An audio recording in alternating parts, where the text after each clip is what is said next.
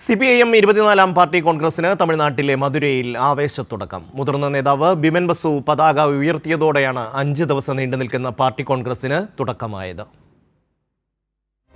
വെൺമണി രക്തസാക്ഷികളുടെ സ്മൃതി കുടീരത്തിൽ നിന്നും കേന്ദ്ര കമ്മിറ്റി അംഗം യു വാസുകിയുടെ നേതൃത്വത്തിൽ കൊണ്ടുവന്ന പതാക control commission chairman AK Padmanabhan ഏറ്റുവാങ്ങി. 24 ചെങ്കൊടികളേന്തിയ ചുവപ്പ് വളണ്ടിയർമാരുടെ അകമ്പടിയോടെയാണ് പതാക എത്തിച്ചത്. തുടർന്ന് ബുദ്ധദേവ് ഭട്ടാചാര്യ കവാടത്തിൽ മുതിർന്ന നേതാവ് ബിമൻ ബസു പതാക ഉയർത്തി.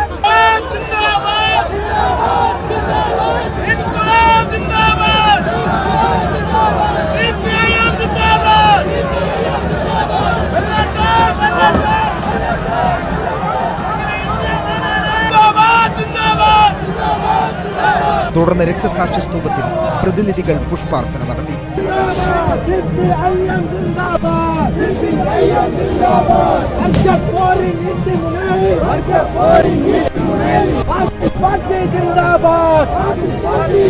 തമിഴ്നാടിന്റെ തനത് വാദ്യമേളങ്ങളോടെയാണ് പ്രതിനിധികളെ സ്വാഗതം ചെയ്തത്.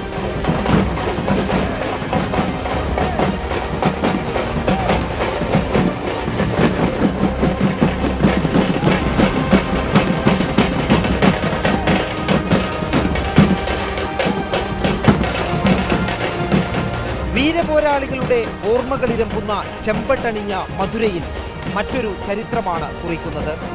പാർട്ടി കോൺഗ്രസ് നഗരിയിൽ നിന്നും ടീം കൈരളിക്കൊപ്പം M. സന്തോഷ്.